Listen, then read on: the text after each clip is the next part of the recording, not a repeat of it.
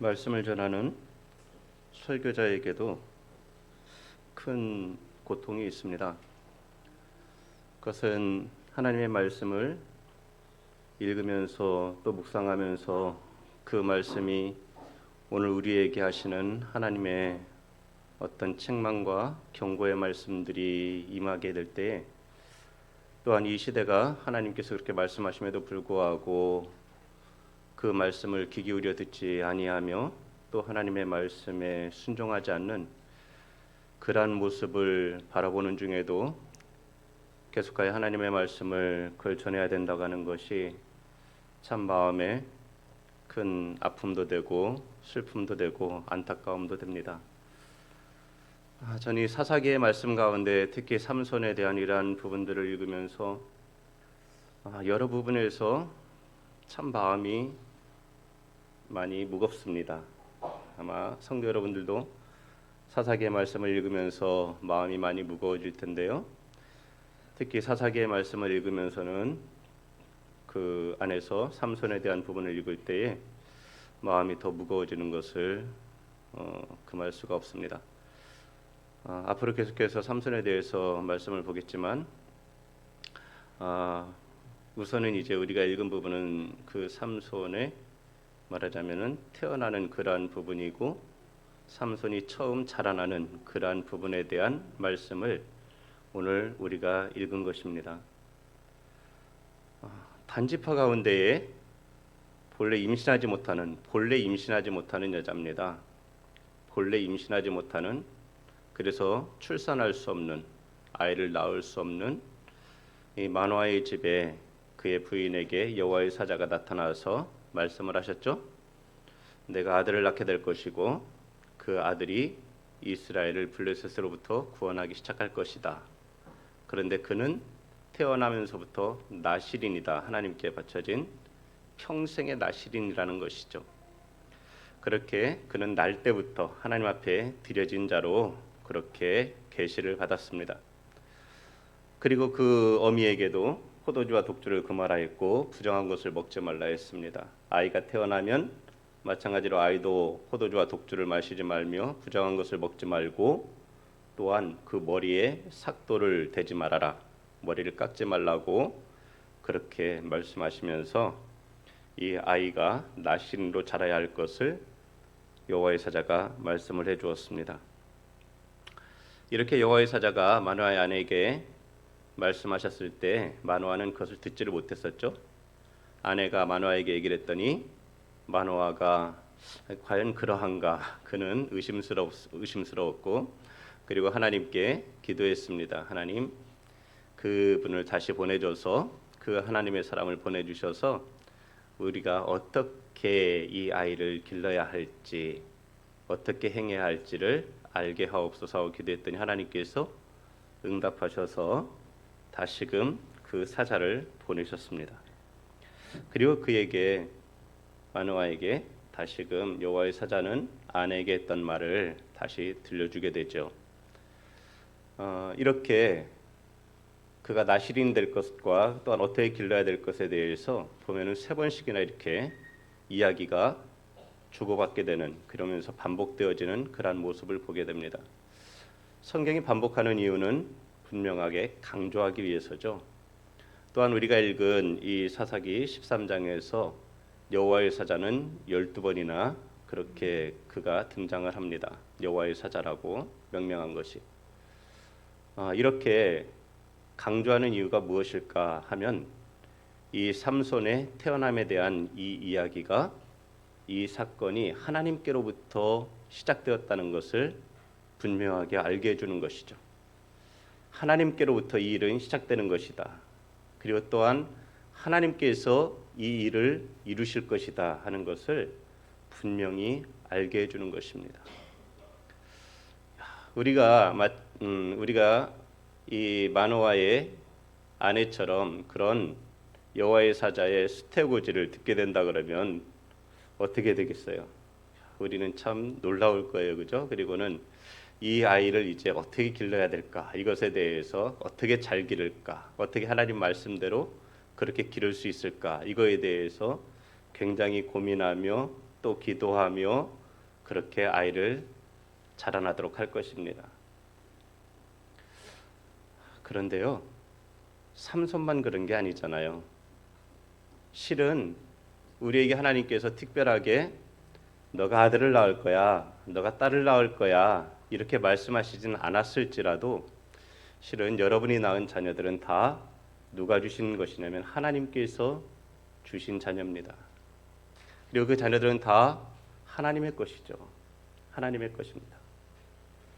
그러니 마노아와 그 아내가 하나님이 주신 이 아이를 어떻게 기를까요? 이렇게 물었던 것처럼 여러분도 언제나 주신 자녀들을 하나님 어떻게 기를까요?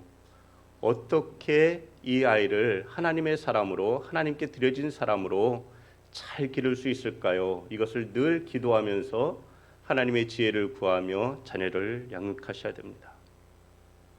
그렇게 양육하면 그러면 실은 그 아이가 하나님 앞에서 잘 자라날 수 있습니다.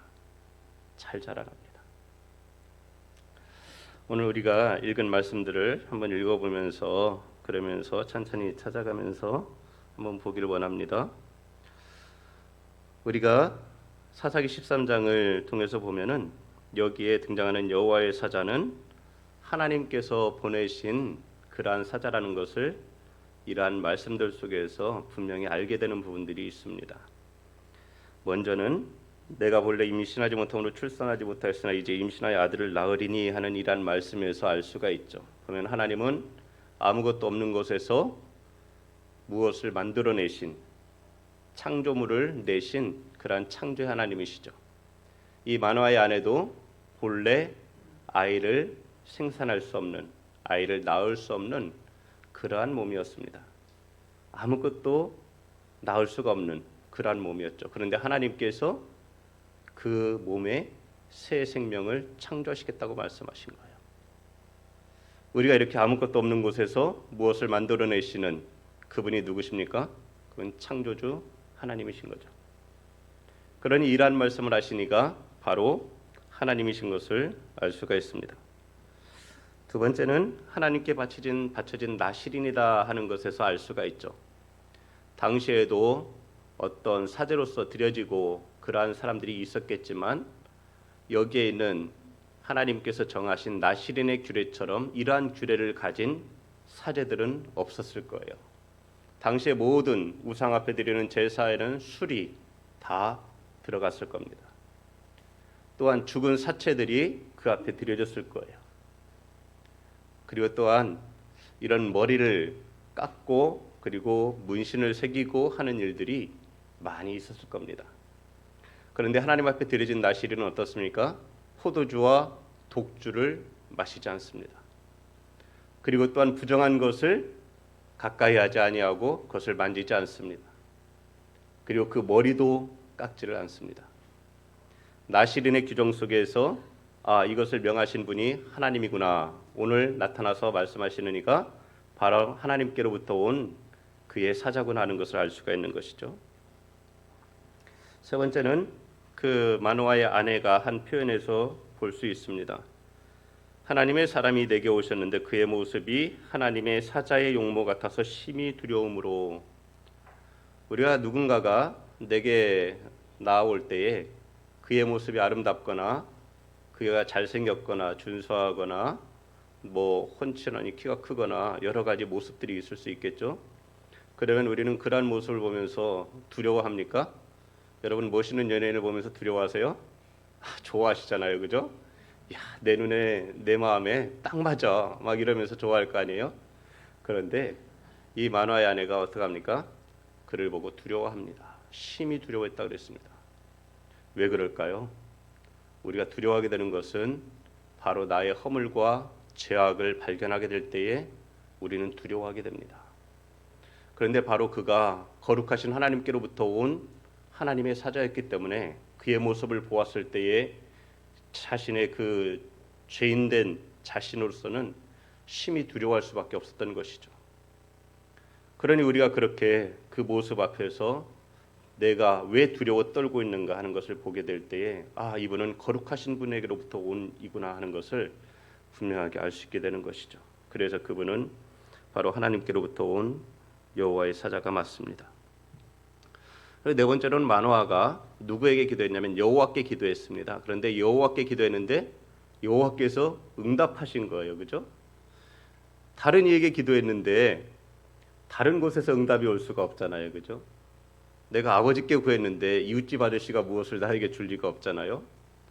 내가 하나님께 구했더니 하나님께서 응답하시는 것입니다. 그래서 언제나 하나님의 응답, 그 응답의 성취함을 통해서 우리는 이것이 하나님께로부터 주어진 것이구나, 하나님께로부터 온 것이구나 하는 것을 분명히 알게 되잖아요. 그렇게 마노아의 기도와 또한 그의 응답 속에서 바로 그는 여호와의 사자가 맞다 하는 것을 보게 되는 것이죠. 그러면 여호와의 사자께서 하나님의 말씀을 그에게 전했을 때에 이것은 어떻게 될까요? 반드시 성취가 될까요? 안 될까요? 반드시 성취가 되는 것이죠. 하나님은 시건하시는 분이 아니잖아요. 하나님은 허언을 내뱉는 분이 아닙니다. 하나님의 말씀은 다 신실하고 진실합니다.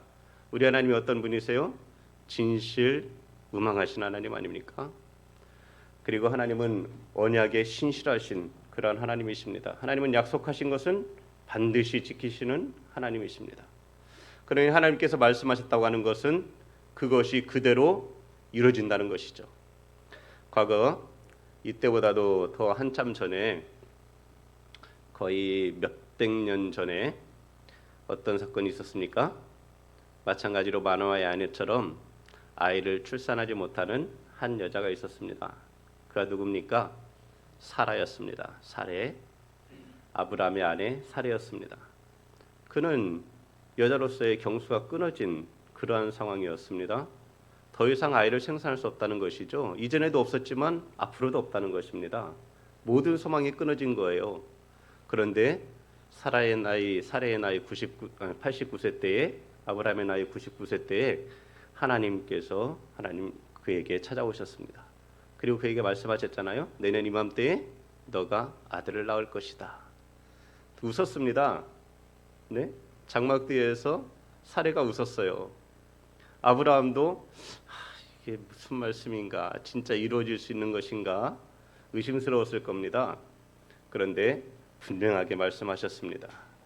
하나님께 능치 못한 일이 있겠느냐 하시면서 반드시 이루어질 것에 대해 말씀하셨고, 다음 해에 사레는 정말로 아들을 낳았습니다. 그리고 그 이름을 본인이 그 처음에 말씀을 들었을 때 웃었던 것처럼 그 이름을 이삭이라고 지었습니다. 웃음의 뜻이죠. 하나님께서는 말씀하신 것을 반드시 이루시는 하나님이십니다. 하나님께서는 결국 우리에게 구원자에 대한 약속도 처음 사람에게부터 주셨는데 어떻게 하셨습니까? 결국은 하나님께서 만군의 여호와의 열심히 그것을 이루어내시는 것이죠. 사람들은 언제 올까? 하나님의 약속이 언제 성취될까 하면서 기대하며, 때로는 실망하며, 또다시 기대하며, 그 약속을 또다시 믿음으로 붙잡으며 지내왔죠. 그런데 정말 하나님께서는 그것을 말씀하신 후에 몇천 년 후에 정말 처녀의 몸에서 이 예수 그리스도가 탄생하게 하셨던 것이죠. 하나님은 말씀하신 것을 반드시 이루신 하나님이신 것을 모두가 다 믿을 수 있게 되기를 바랍니다. 우리 하나님은 그런 하나님이십니다. 마노아는 이 여호와의 사자에게 말합니다. 이제 그가 하나님께로부터 온 사람인 것 같아요. 그래서 그를 자기의 장막에 머물기를 원했습니다. 15절에 당신은 우리에게 머물러서, 두 번째, 우리가 당신을 위하여 염소새끼 하나를 준비하게 하소서 했습니다. 당시 이들에게 있어서 손님을 초대하고 손님을 접대하는 것은 그들의 문화의 일부였다고 합니다. 그만큼 나그네를 잘 대접하는 것은 그들에게 있어서 자기의 편을 만드는 것이었습니다. 그러니까 언제나 나그네를 대접하기를 즐겨하는 그러한 문화가 그들에게 있었습니다. 아브라함도 장막문에 있다가 어떻게 합니까? 지나가는 나그네를 초대했습니다. 그런데 누구였습니까? 하나님과 천사였습니다. 그렇게 아브라함이 그 하나님을 영접하게 되었습니다. 오늘 마노아가 여호와의 사자를 초대하고 있습니다. 그렇게 마노아는 그를 위해서 염소새끼 한 마리를 준비하려고 했습니다. 그런데 여호와의 사자가 마노아에게 말을 하죠. 네가 비록 나를 머물게 하겠지만은 나는 음식을 먹지 않겠다. 그러면서 번제를 준비하려거든 마땅히 여호와께 드릴지니라, 이런 말씀을 해요. 우리는 이런 말씀들을 읽으면서 잘 이해가 안 돼요, 그렇죠? 실은 아니 그 앞쪽의 내용과 지금 16절의 내용이 이게 왜 이렇게 되나 하는 생각이 들 수가 있는데, 이 말씀을 보면서 마노아에게 이 약간의 혼동이 있었던 것 같아요. 어떤 혼란함. 그것은 뭐냐면 마노아도 이제는 무엇인가를 좀 느끼겠죠, 그렇죠? 그런데 느끼는데 이분이 누군가, 이분에 대해서 어떤 특별함을 느끼고는 있는 것이죠. 그래서 특별함을 느끼기 때문에 그가 염소 새끼를 잡아서 대접하기를 원했습니다. 그런데 이 염소 새끼라고 하는 것은 또한 이렇게 이 손님에게 극진히 대접하는 이러한 것도 되지만, 또한 염소 새끼는 제물로도 쓰이는 것이죠. 그래서 이 염소 새끼를 가지고서 이분을 그냥 하나님이 보내신 사람으로, 마치 어떤 선지자 엘리사 같은 그러한 선지자로서 접대할 것인가, 이러한 그의 마음속에 이것을 가지고 염소를 잡고자 했는데, 그런데 여호와의 사자는 뭐라 합니까? 그것을 나에게 할 것이 아니라 그것을 여호와 앞에 번제로 드릴 것을 말해주고 있는 겁니다. 왜 그럴까요? 여호와의 사자가, 우리 이제 여기에 나타나는 여호와의 사자에 대해서 두 가지 주장이 있을 수 있겠습니다. 하나는 뭐냐면 이 여호와의 사자가 이 하나님이다 이렇게 이야기하는 학자도 있습니다. 그런데 또 다른 분은 이는 하나님은 아니고 단지 하나님이 보내신 천사다 이렇게 말하는 두 가지 주장이 있죠. 근데 우리가 이 내용들을 가만히 보게 되면 이는 하나님은 아니다 하는 것을 좀 그것이 더 맞는 것 같아요. 왜냐하면 이 여호와의 사자가 하는 말이 있습니다. 여기서 이제 여호와의 사자는 말하자면 메신저예요. 하나님의 메신저인데 그가 하는 말이 뭡니까? 너가 나를 대접하고자 하지만은 그러나 나는 너의 그 접대를 받지 않겠다는 거예요. 왜요? 여호와의 사자 메신저는 그가 하는 일은 없는 겁니다. 그가 마노아의 집에 아들을 주는 이가 아니에요. 하나님께서 주시겠다고 하는 것에 대한 그 메시지를 전달하는 것뿐입니다. 자기가 그것을 대접받을 이유가 없는 거예요. 여호와의 사자는, 천사는 자신이 대접받을 것이 아닙니다. 그래서 자신은 그 음식을 먹지 않겠다고 합니다. 이것에 대해서 또 어떤 학자는 그가 신적 존재이기 때문에 이 사람의 음식을 먹지 않았다 이렇게도 말하지만 그것은 아닌 것 같아요. 오히려 보다도 분명한 것은 그는 단지 메신저로 왔기 때문에, 하나님의 말씀에 대한 전달자로 왔기 때문에 자신이 받을 영광이 없는 거예요.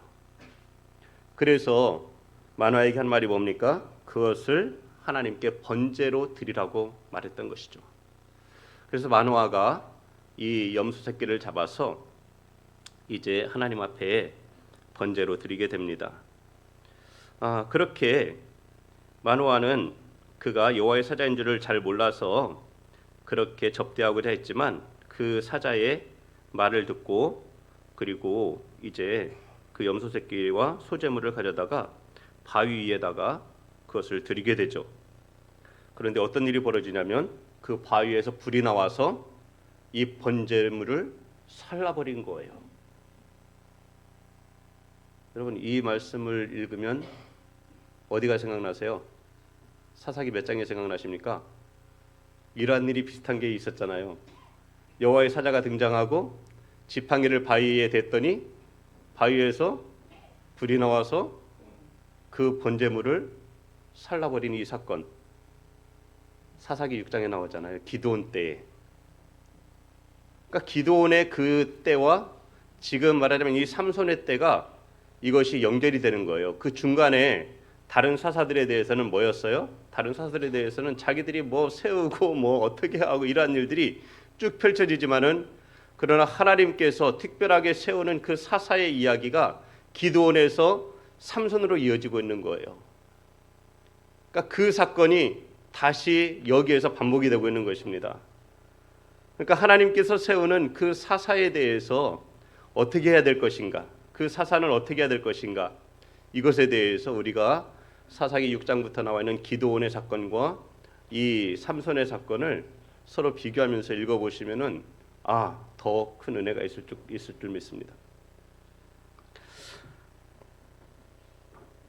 이 여호와의 사자가 그렇게 마노아에게 번제를 하나님께 드리라고 해서 이 마노아는 그렇게 번제를 드리게 됩니다. 그러는 중에도 그 앞에 보면은 또 하나의 이 이야기가 등장을 하죠. 그것은 뭐냐면 마노아가 그의 이름을 묻는 것입니다.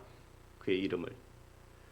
당신께서 말한 이 일이 이루어질 때에 우리가 당신을 존중하겠습니다. 말하자면 존귀 여기겠습니다. 그러면서 그의 이름을 묻습니다. 이름이 무엇인가? 그런데 그 여호와의 사자가 뭐라 합니까? 왜 내 이름을 묻느냐라고 말하죠. 왜 내 이름을 묻느냐?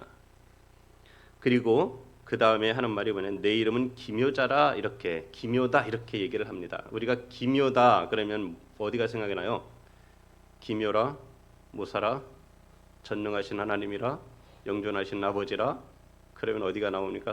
이사야가 나오죠. 이사야 9장에 있는 그 말씀들이 생각이 날 거예요.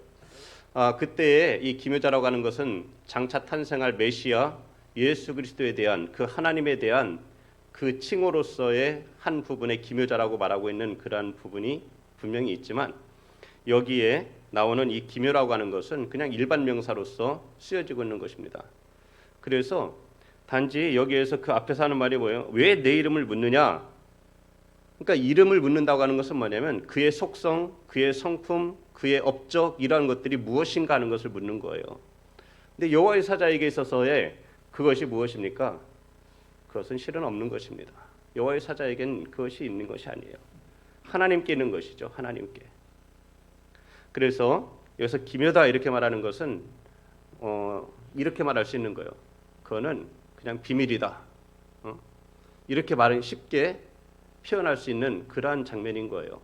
그런데 여기서 이제 기묘자다 이렇게 얘기를 하니까 이것을 이 이사야에 있는 말씀과 연결해서 그래서 이것이 바로 예수 그리스도다 이렇게 말하는 분들도 있는데, 그래서 이제 신대원의 황선우 교수가 있는데, 황선우 교수죠 아마, 그분이 액체에서 논문을 쓸 때에 이 부분을 가지고 논문을 쓴 것이 있습니다. 그래서 그분이 쓸 때에 이것은 이 사사기에 나오는 기묘자는 이 하나님이라고 말할 수 없다, 이것에 대해서 여러 가지 논증을 하면서 이 제시를 했습니다.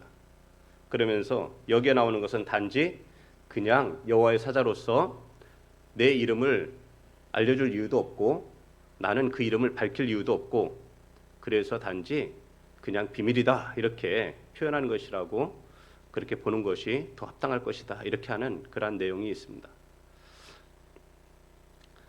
그리고 또한 그 뒤에 이제 번제물을 그렇게 드렸을 때 바위에서 불이 나왔는데, 여기서도 보면은 기드온의 때에 이 지팡이를 이렇게 대서 나오는 것이 아니라 그냥 단지 여호와께 번제를 드리니 바위에서 불이 나와서 그냥 그 번제물을 다 살랐던 거예요.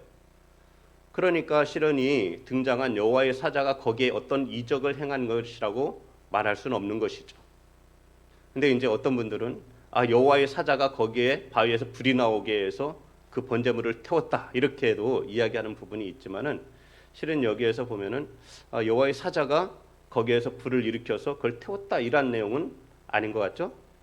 그리고 단지 그 후에 불꽃이 이제 번제물이 그렇게 이 불꽃에 타오르게 될 때에, 그럴 때 이 여호와의 사자가 제단 불꽃에 휩싸여 올라가는 것을 마노아와 그의 아내가 보게 되는 것입니다. 그러면서 비로소 마노아가 그가 여호와의 사람이 아니라 여호와의 사자, 여호와의 천사구나 하는 것을 비로소 알게 되는 거예요. 그러면서 그가 저 위에 높은 곳에 계신 우리가 받들어 섬기는 그 하나님께로부터 오신 이구나 하는 것을 비로소 알게 되는 것입니다.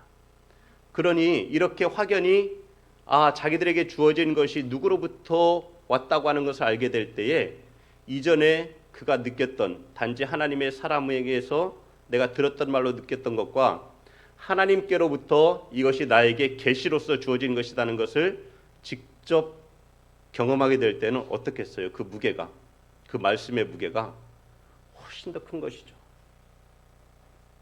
이미 하나님께서는 이스라엘 백성들에게 나시린의 규례에 대해서 분명히 말씀을 하셨어요. 그죠? 또한 하나님께서는 제사장의 규례들에 대해서도 말씀을 하셨고 레위인들 또 이스라엘 백성들 다 지켜야 할 것들에 대해서 이 모세오경 가운데에서 다 말씀을 하셨어요. 이미 하나님께서 말씀하셨지만 이 백성들이 잘 지켰던가요? 잘 지키지 못합니다. 잘 지키지 못하는 거예요. 하나님이 모세를 통해서 하나님의 사람 모세를 통해서 말씀하셨지만 그 마음에 그 말씀이 크게 깊이 있게 다가와 있지는 않는 겁니다. 시간이 지나면 점점 무뎌져 가는 것이죠. 우리들처럼 우리도 하나님의 말씀이 우리가 말씀을 들을 때는 은혜 받았다. 그래 이제는 하나님의 말씀이 그러니까 하나님 말씀대로 살아야지. 그러는데 좀 지나고 나면은 우리가 무뎌져 버리잖아요. 똑같은 것입니다. 마노아와 그의 아내가 이제 바로 자기들에게 나타났던 이가 여호와의 천사인 것을 알게 되었습니다. 그리고 마노아는 그것을 알게 되었을 때에 그의 아내에게 말하죠. 우리가 하나님을 보았으니 반드시 죽을 것이다. 그런데 그 보이시고 죽일 것 같으면은 이 일을 하셨겠어요? 그죠? 그러니까 하나님에 대해서 어떻게 알고 있는가, 하나님에 대해서 그분이 하시는 일에 대해서 바르게 안다고 하는 것은 굉장히 중요한 일이에요. 그래서 우리가 하나님의 말씀을 계속 읽어야 되는 것입니다. 계속 읽고 또 읽으셔야 돼요. 묵상하고 또 묵상하셔야 됩니다. 제가 성서대에서 그 공부를 할 때에 저희 조직신학을 가르치는 교수님이 김호식 박사님이었어요. 그분은 좀 약간 침신 쪽에 계시는 분인데 그 가운데서도 침신 쪽에서는 그래도 세계적인 조직신학자 가운데 그래도 손가락에 꼽히는 그러한 분이었습니다. 근데 그분이 이 교수하시면서 하시는 말씀은 자기는 지금까지 성경을 얼마나 꼼꼼히 봤겠어요. 그죠? 학자인데 100번 이상을 봤다는 거예요. 근데 100번 이상을 봤는데도 다시 읽으면 또 새로운 것이 눈에 보인다는 것이죠. 새로운 것이 등장한다. 새로운 하나님을 또다시 보게 된다. 발견하게 된다. 이것에 대해서 그때 말씀을 하셨어요. 그런데 점점 지나가면서 하나님의 말씀을 읽고 또 읽으면서 정말 그래 인정하게 됩니다. 여러분도 그러시죠? 하나님의 말씀을 읽을 때마다 날마다 새로운 거예요. 하나님의 말씀을 읽을 때마다 하나님에 대해서 점점 더 깊이 알아가게 되는 거예요. 전에는 이 만화처럼 하나님이 무서운 하나님이었어요. 지금도 우리 청년들 가운데 어떤 청년은 하나님은 무서운 하나님이다 이렇게 여기는 청년도 있고, 그런데 여러분 중에도 아마 어쩌면 그런 분이 계실 수도 있겠어요. 하나님이 무서운 하나님입니까? 아니면 하나님은 사랑이 넘치는 하나님입니까? 어떤 이들은 하나님을 굉장히 무서운 분으로만 알아요. 그래서 두려워 떱니다. 자그마한 잘못을 범하면 어찌할 줄 몰라 하고, 그리고 이것 때문에 이제 나는 죽겠구나 하고는 어쩔 줄 몰라 합니다. 그리고는 그냥 무너져 버리는 경우도 있죠. 마치 만화처럼 말입니다. 그런데 그의 아내가 말합니다. 여호와께서 우리를 죽이려 하셨더라면 우리 손에서 번제와 소제를 받지 아니하셨을 것이요 이 모든 일을 보이지 아니하셨을 것이며 이제 이런 말씀도 우리에게 이르지 아니하셨으리이다 하였더라. 역시 어머니들이 훨씬 낫습니다. 보면은 여자분들이 훨씬 나요. 더 굉장히 직관적이에요. 그러면서도 보다도 세밀한 부분을 보고 있어요. 그죠? 이 아내가 하는 말이 뭐예요? 몇 가지를 얘기하잖아요. 여기서 보면 세 가지를 말하는 것 같아요. 하나님께서 자녀를 주시겠다 그러고 그 아이를 어떻게 기르라고 말씀하셔놓고 죽이시겠습니까? 아니잖아요. 그죠? 그래서 이 마노아의 아내가 굉장히 지혜로운 여인 같아요. 하나님께서 이 마노아의 집에 이 한 아이를 이스라엘을 구원할 나시린을 나게 하시는 것도 보면은 참 하나님께서 모든 것을 아시기 때문에 그렇다 하는 그러한 것을 생각하지 않을 수가 없습니다. 하나님 앞에 어린아이처럼 기도하는 마노아, 또 하나님께서 자기들에게 나타나셔서 이루신 그 일에 대해서 정확하게 이해하고 있는 그의 아내, 그러한 가운데에서 이제 어떤 일이 벌어지나 보십시오. 그 여인이 아들을 낳았습니다. 그리고 그 이름을 삼손이라고 합니다. 삼손의 뜻은 뭐 작은 태양 그러한 뜻이에요. 근데 이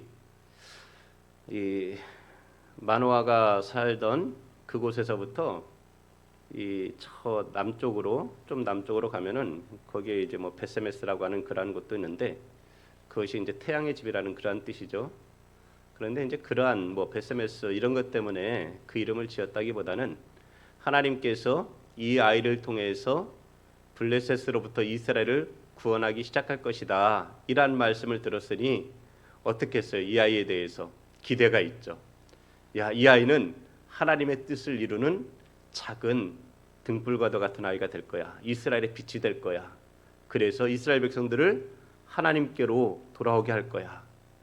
이스라엘의 어두움을 몰아내는 자가 될 거야 하는 이러한 기대감을 가지고 그 이름을 삼손이라고 지었습니다. 그리고 그 아이가 자라납니다. 지난번에도 말씀드렸듯 이 어머니가 삼손을 가지게 될 때에 이 아이를 가지게 되었을 때에 그 여호와의 사자가 이 마노아의 아내에게도 말을 했잖아요. 그죠? 너는 그러면서 너는 포도주와 독주를 마시지 말고 너는 부정한 것을 먹지 말고 이러면서 그 여인에게도 말씀하셨단 말이죠. 이 어머니도 마찬가지로 삼손을 그 아이를 잉태하고 있는 중에 부정한 것을 먹지 않고 포도주와 독주를 마시지 않습니다. 그리고는 다른 하나님이 기뻐하지 않는 더러운 것을 가까이 하지 않았습니다. 그리고 그 아이를 낳았습니다. 이 아이를 자라게 하는데 이 어미가 부정한 것을 만지고 아이를 만질 수 있겠어요? 이 어머니가 포도주와 독주를 마시고는 그 입에서 술 냄새를 풍기면서 이 아이를 기를 수 있었겠습니까? 전혀 아니죠. 이 아이에게 포도주와 독주를 마시지 말게 하고 부정한 것을 만지지 말게 하고 먹지 말게 하라고 하는 하나님의 말씀을 그에게 적용시키는데 이 어미가 먼저 스스로 자신이 적용하는 것이죠. 그리고 그 아이를 하나님의 나시린으로 기릅니다. 그 아이를 길러요. 이 아이가 점점 자라납니다. 어머니의 기도와 아버지의 기도 속에서 또 어머니의 그러한 이 정결함과 그리고 깨끗함 속에서 이 아이가 자라나는 거예요. 그 아이가 자라매 여호와께서 그에게 복을 주시더니 이렇게 말하고 있지만 이것은 보다 더 직역으로 다시금 번역을 한다 그러면 주님께서 내리시는 복을 받으며 잘 자라났다 이렇게 말할 수가 있는 거예요. 그러니까 하나님께서 주시는 그 복을 받으며 자라날 때에 이 아이가 잘 자라는 것입니다. 어머니의 그 정결함과 어머니의 깨끗함 그 가운데에서 또 아버지의 기도 속에서 아이들이 자라날 때에 하나님의 복을 받으며 잘 자라나는 것입니다. 자녀들은 그렇게 자라나야 되는 거예요. 그러니까 어머니와 아버지가 자녀를 위하여 항상 기도하고 하나님이 주신 자녀니 하나님의 것을 기르는 것은 너무나 당연한 것이죠. 하나님의 말씀으로 자녀들을 길러야 됩니다. 나의 생각과 나의 사상과 나의 교훈으로 아이들을 기르는 것이 아니라 하나님의 말씀의 교훈을 따라서 자녀들을 길러야 되는 것입니다. 그렇게 기르면 그 아이들이 하나님의 사람으로 잘 자라나는 거예요. 생명의 말씀을 먹으며 자라납니다. 하나님께 기도하며 성령의 교제 속에서 자라나는 거예요. 먼저 어머니와 아버지가 그러한 삶을 본을 보일 때 자녀들은 그 어미와 아버지의 삶을 보면서 함께 자라나는 것입니다. 오늘 이 시대가 굉장히 이 위험한 시대를 살고 있어요. 그런데 오늘날의 이 시대는 삼손이 자라나던 그 시대와 똑같습니다.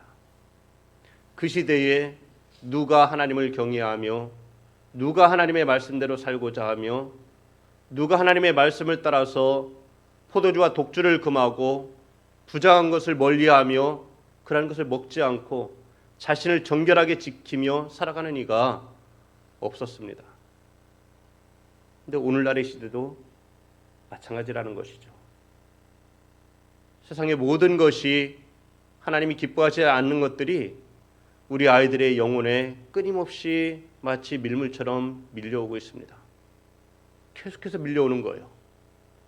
학교에서, 학원에서, 친구들과의 또래 집단에서 끝없이 밀려옵니다. 아이들의 언어 생활을 보시죠. 아이들의 말 속에 욕이 들어가지 않으면 대화가 안 되는 시대입니다. 아이들의 말 속에 거의 한 5분의 1이 그냥 욕인 것 같아요. 근데 그런 걸 들으면서도 아무런 의식이 없습니다. 또한 잘못된 사상이 우리 아이들을 계속해서 공격하고 있습니다.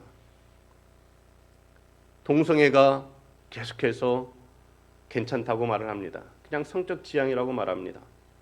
드라마가 그런 것을 너무나 잘 표현, 그냥 아무런 거름망도 없이 그냥 우리 아이들에게로 그냥 다가옵니다. 여자만 있는, 여자 부모만 있는 가정, 남자 부모만 있는 가정, 그리고 그 아이의 성에 대해서 엄마가 그 어린 아이의 때에 이미 호르몬을 먹이면서 호르몬 주사를 하면서 그 아이를 여자로 기르려고 하고 남자로 기르려고 하는 이러한 모습들, 이러한 것이 지금 이 시대에 일어나고 있는 것들입니다. 이 시대에 진리가 없습니다. 원래 지금의 시대가 그러한 시대죠. 절대 진리가 없다고 하는 그러한 시대입니다. 다 그냥 상대성이에요. 다 보편적 그러한 것입니다. 그냥 절대적인 게 없는 거예요. 그냥 내가 생각하는 것이 옳다고 여기는 것이죠. 내가 진리라고 생각하면 그게 진리라고 생각하는 거예요. 그것과 사사기의 시대에 각자가 자기의 소견에 옳은 대로 행하였다는 것과 무엇이 다릅니까? 똑같은 세대인 거예요. 그때나 지금이나. 삼손이 엄마와 아버지의 그 교육 속에서 자라나면서 주변에 다른 아이들을 보면서 어떻게 자라나게 될까요? 삼손이 그 시대의 또래 집단에서 어떤 아이로 성장하게 될까요? 삼손을 생각하면 삼손은 그 시대의 왕따가 되었을 거라는 생각을 합니다. 그는 그 시대의 왕따였을 것이다. 자기 동족 하나님의 백성 이스라엘 가운데서 가장 거룩하고 하나님이 가장 기뻐할 나실인의 삶을 살아가는데 주위의 모든 사람들로부터 소외되는 거예요. 따돌림을 당하는 것입니다. 왜 너만 그렇게 사냐고 말하는 것이죠. 그러한 가운데서 삼손이 어떻게 일어나서 어떻게 이스라엘을 블레셋으로부터 구원하게 될까요? 기드온이 미디안으로부터 이스라엘을 구원하던 그 사건과 삼손의 사건을 보게 되면 너무나 슬픕니다. 우리가 다음에 보겠지만은 너무나 큰 차이가 있어요. 삼손과 함께하는 사람이 아무도 없다는 것입니다. 아무도. 그가 미디안 사람을 수십 명을 수백 명을 쳐 죽여도 그와 함께하는 무리가 아무도 없는 거예요. 그런데 그렇게 자라가야 되는 거예요. 하나님의 사람이니까 하나님의 말씀과 기도로 경건하고 거룩한 하나님의 자녀로 자라가야 되는 거예요. 그래야 하나님 앞에 온전하게 쓰임을 받는 하나님이 기뻐하시는 사람이 되는 것이죠. 오늘 우리 아이들을 그렇게 길러내야 되는 것이죠. 어떻게 하실 거예요, 여러분? 하나님이 내게 주신 내 허리로부터 나오게 한 내 자녀들, 내 손자들, 손녀들을 어떻게 기르실 거예요? 하나님은 그들을 나시림으로 기르라고 말씀하시는데 여러분, 그러니 어떻게 해야 됩니까? 우리가 하나님 앞에 더 매달려야 되는 거예요. 더 끝없이 기도해야 되는 것입니다. 우리 아이들이 잘 되는 인생이 되게 하기 위해서는 하나님께서 내리시는 복을 받으며 자라야만 그게 잘 되는 인생인 거예요. 우리 예수님은 자라가실 때 그 지혜와 키가 자라가며 하나님과 사람 앞에 사랑스러워 가셨다고 말씀하고 있잖아요. 그죠? 하나님이 함께 하시는 인생은 고난 가운데에도 하나님의 뜻을 발견하고 그 가운데에서 인내하며 하나님의 뜻이, 하나님의 계획하심이 이루어질 때까지 참고 기다릴 수 있는 그러한 하나님의 사람이 돼갑니다. 그러한 사람이 누굽니까? 요셉입니다. 요셉. 그가 감옥에 갇혀서 그 꿈을 해석해주고 곧바로 그가 석방될 줄 알았지만은, 그러나 뭐예요? 만 2년이 지나서 그가 석방이 되는데, 만 2년 후에 그가 바로 앞에 서게 되고 그가 애굽의 총리가 되는 것입니다. 그의 2년 동안에 요셉의 감옥에서의 그 포도주 맡은 관원과 떡 맡은 관원, 그들을 내보내면서 그의 마음속에는 이제 곧 나는 풀려날 거야. 저들이 저렇게 나갔으니 나를 임금님에게 잘 말해줘서 나를 풀려나게 하겠지. 그 기대감 속에서 그가 있다가 며칠 지나기까지는 기대하다가, 무엇이지? 왜 아무런 연락이 없지? 왜? 나를 잊었나? 어떻게 잊을 수가 있지? 처음에는 그러한 생각에 빠졌을 거예요. 그러나 그 후에는 요셉이 다시 어떻게 했을까요? 하나님 앞에 기도하는 삶을 시작하는 것이죠. 하나님의 뜻이 있는 것이죠. 하나님, 제가 지금 이렇게 애매하게 제가 하나님을 경외함으로 하나님 앞에서 정결하게 살고자 하다가 이렇게 고난을 당하고 있는데, 하나님, 그들도 나를 잊어버렸는데, 하나님, 제게 주신 꿈은 언제 이루어질까요? 그가 그 감옥에서 만 2년을 지내면서 그가 하나님 앞에서 더 깊이 연단되어져 갑니다. 하나님 앞에서 깊이 연단되어졌어요. 그가 심히 큰 훈련을 그때에 받게 되는 것이죠. 그러면서 그가 애굽을 통치할 수 있는 그러한 하나님의 사람이 되는 것입니다. 여러분, 하나님의 사람은 하나님께서 붙들고 쓰시면 하나님의 사람입니다. 여러분, 하나님이 쓰시기에 좋은 그릇들로 만들어 주시면 됩니다. 여러분도 마찬가지고 저도 그렇고 우리의 자녀들도 마찬가지입니다. 하나님이 쓰시기에 좋은 사람, 하나님이 쓰시기에 좋은 사람은 어떤 사람일까요? 하나님이 말씀하실 때 네 하나님 하고 순종하는 사람입니다. 지금은 이해되지 않지만 하나님의 크고 놀라우신 경륜을 믿습니다. 하나님 뜻이 있는 것이죠. 하나님 말씀하시니 하나님을 믿고 순종합니다. 그리고 여러분 삶을 보여주시는 거예요. 믿음의 삶을, 순종의 삶을, 하나님 경외하는 삶을. 우리의 삶을 보고 자녀들이 배웁니다. 그 자녀를 보고 손자들이 배웁니다. 여러분, 그렇게 하나님의 사람은 대를 이어서 세워져 가는 것입니다. 그리고 그것이 잘 되는 인생, 형통한 인생이 되는 거예요. 성경은 요셉이 애굽에서 총리가 되었을 때 형통하다고 말하지 않습니다. 오히려 그 감옥에 있을 때라도 하나님은 그가 형통했다고 말하고 있는 거예요. 왜? 하나님이 함께 하시며 하나님께서 그를 교훈하시고 그를 지도하시며 이끄시는 그러한 하나님의 섭리 가운데 있기 때문에 형통한 인생, 잘 되는 인생이라고 말하는 것입니다. 우리가 그러한 인생 되기를 축복합니다.